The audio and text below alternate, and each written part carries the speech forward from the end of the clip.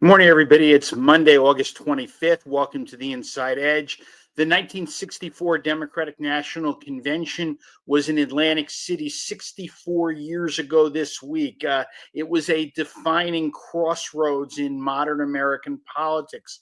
It was the moment that President Lyndon Johnson stepped out from the long shadow of the martyr John F. Kennedy, and he secured the nomination for the presidency in his own right. It was the stage where civil rights icon Fannie Lou Hamer and the Mississippi Freedom Democratic Party mounted their historic and heartbreaking bid to unseat Mississippi's segregationist delegation. Uh, and and it ended on a soaring note when Robert F. Kennedy electrified the delegates with an emotional address that left the hall in tears.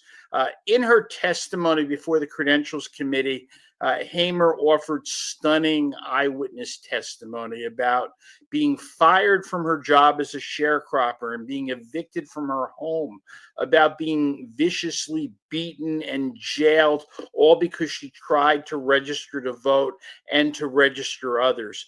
The chairman of the Credentials Committee was the governor of New Jersey, Richard Hughes.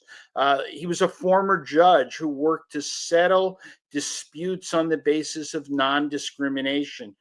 He offered a compromise, said that he would seat two delegates from the Mississippi Freedom Democratic Party.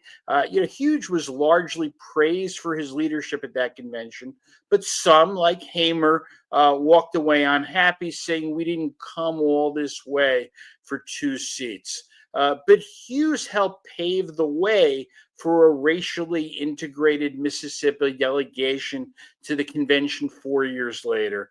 So you remember this was 9 months after JFK's assassination. Johnson was consumed by the idea that he might be forced to offer Bobby Kennedy the vice presidency. Convention week began without delegates knowing who LBJ would pick. Hughes had made a quiet bid for vice president. His name was on most of the short lists printed by the media, but historians seem to agree that Johnson had decided to pick Hubert Humphrey long before he announced his choice at the end of the week, and that Hughes and others were just there to keep people guessing.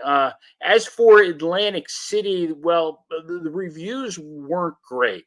Democrats from across the nation and the media that followed them there, I mean, they panned Atlantic City's dilapidated hotels for its crappy plumbing.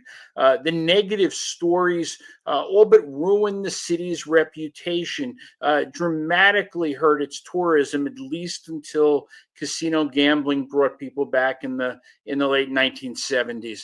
This was the first and only time New Jersey had ever hosted a national political convention. It's unlikely that that'll ever happen again. Anyway, have a great day, everybody. Thanks for listening, and I'll be back tomorrow.